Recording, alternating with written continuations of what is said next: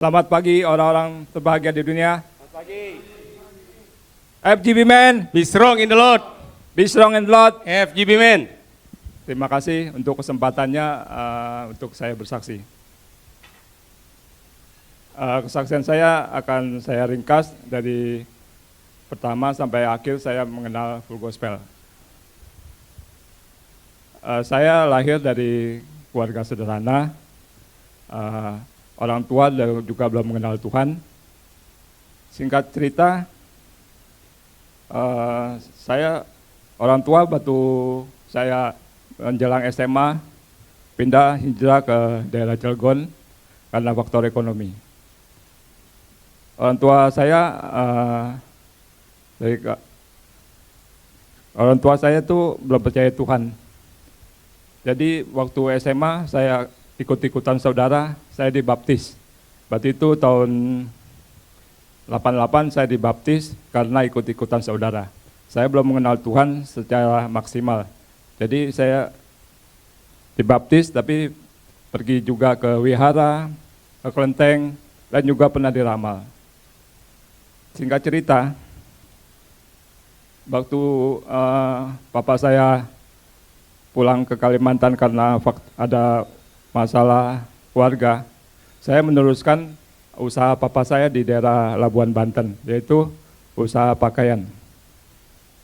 Karena waktu itu tergiur dengan ingin cepat kaya, saya bergaul dengan orang yang suka judi, yaitu judi bola. Karena bergaul dengan judi bola, akhirnya saya bangkrut. Banyak hutang, jadi saya pindah ke Jakarta lagi dengan usaha baru lagi, yaitu jadi buka sepupu-sepupu emas. Jadi saya kos di daerah Jembatan Besi. Begitu bergulir waktu, saya tetap berusaha dan tetap bekerja. Jadi saya orangnya tipe yang ulet dan setia. Jadi setiap bulan saya memberkati orang tua, memberkati mereka dengan suatu saat saya nggak punya duit, saya tetap memberkati mereka. Luar biasa ya, ketika kita memberkati orang tua, kita doakan orang tua, berkat itu mengalir. Waktu saat itu, bulan Mei 98, awalnya Januari 98, itu belum kerusuhan. Saya main multi level marketing, luar biasa waktu itu, sampai tidak terkira saya dapat ratusan juta. Luar biasa sekali itu. Tuhan itu tahu apa kebutuhan saya, apa yang saya rindukan. Jadi luar biasa saya diberkati. Akhirnya bulan 5 itu kerusuhan. Akhirnya dengan modal itu saya usaha tambang emas di pedalaman Kalimantan. Luar biasa sekali di usaha tambang emas ini ya. Pergi pagi sampai sore, sampai lokasi. Jadi naik bis, naik angkot, terus naik gojek sampai lokasi. Pada suatu hari, ketika saya ke lokasi tambang emas itu, sebelum masuk ke lokasi itu harus melewati setapak untuk jalan setapak untuk masuk ke lokasi tambang emas. Itu kurang lebih 3-4 kilo ya. Jadi waktu itu hujan dan udah malam. Jadi yang terang adalah ada bulan ya. Tuhan, gimana nih, saya gojek nggak mau masuk ke lokasi karena jalannya becek ya. Akhirnya saya minta Tuhan untuk perlindungan untuk mencapai lokasi. Jangan jalan setapak, saya nggak tahu tuh jalan kiri kanan, depan tuh saya nggak tahu. Jadi saya dalam Tuhan Yesus, saya berjalan haleluya haleluya sambil berlari, puji Tuhan sampai di lokasi. Karena di tengah hutan itu ngeri sekali, banyak babi hutan dan masih banyak ular ya. Itu perlindungan Tuhan. Terus yang kedua, ketika tambang emas berjalan kurang lebih 3 bulan ya, itu yang dapat adalah rugi. Jadi saya bersyukur bangkrut pada itu. bersyukur ya karena bangkrut. Karena di lokasi itu nggak enak sekali ya. Mau makan susah maupun BAB apapun susah karena di tengah hutan. Dengan sedikit modal akhirnya saya, ini luar biasa sekali ya dari kesaksian di tambang emas ini ya. Saya batu siang-siang saya baca Alkitab ya. Saya bawa Alkitab ya. Ketika saya baca Alkitab, saya baca aja. Tapi luar biasa itu perlindungan Tuhan itu sempurna. Ketika tambang emas ini bubar ya, itu saya dapat luar biasa dari hikmat yang saya dapatkan, yaitu teman saudara saya, teman-teman sepupu pada kena malaria. Tapi puji Tuhan saya nggak kena pada itu, saya sehat. Tepuk tangan Tuhan. Yang kedua, ketika akhirnya saya pergi ke Jepang untuk mencari modal usaha lagi. Di Jepang itu juga saya membawa Alkitab. Luar biasa ya. Ketika saya di luar negeri, saya ikut persekutuan juga, namanya EFJF di luar negeri. Tapi ketika saya pelayanan, apa yang lebih kuat, daging atau roh kita yang lebih kuat? Ketika roh kita lebih kuat, kita semangat melayani. Ketika dagingan kita lemah, tidak ada Roh Kudus, kita mudah jatuh. Akhirnya saya jatuh dalam dosa. Akhirnya apa yang saya tabur itulah saya tuai. Ketika saya bekerja di Jepang luar negeri, kurang lebih 4 tahun, saya mengalami suatu kecelakaan, yaitu tangan saya ketiban besi. Terus kedua, ketika saya mau pulang ke Indonesia, Tuhan membuat saya tidak boleh pulang. Saya harus dipenjara dulu di kedahan di imigrasi kurang lebih 3 bulan lebih. Di situ saya hancur ya. Ketika saya ditangkap imigrasi, saya nangis total di bis ya. Waduh, hancur ya. Pak saya tahu pasti saya di penjara. Akhirnya saya di penjara itu di satu sel, saya sendirian. Jadi nggak ada teman ya. Apa yang saya lakukan? Yaitu Alkitab.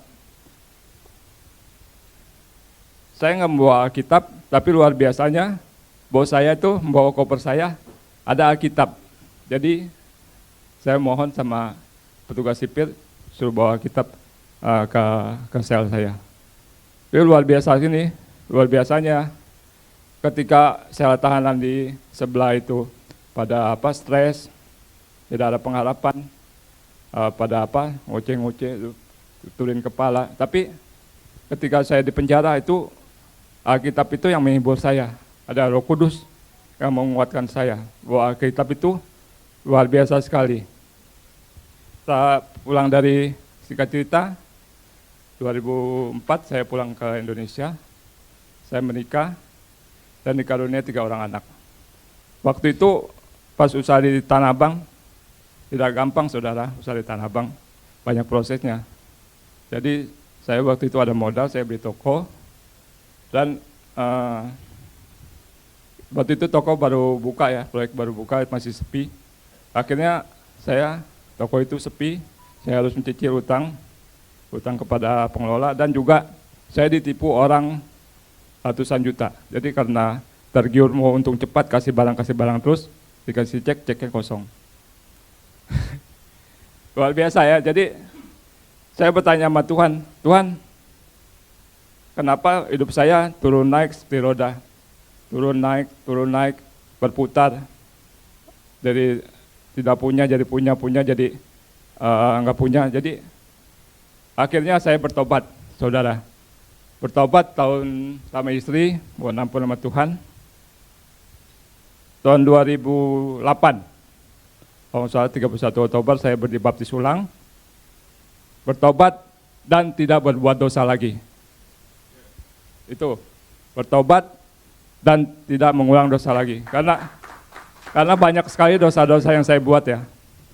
Dosa-dosa judi, perselingkuhan, itu saya alami. Bertobat dan tidak berdosa lagi, akhirnya luar biasa.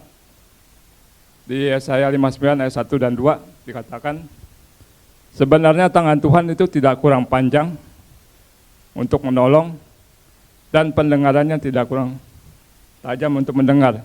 Yang memisahkan antara kamu dan Allahmu adalah segala kejahatanmu, dan tidak mendengar segala doamu adalah segala dosa-dosamu.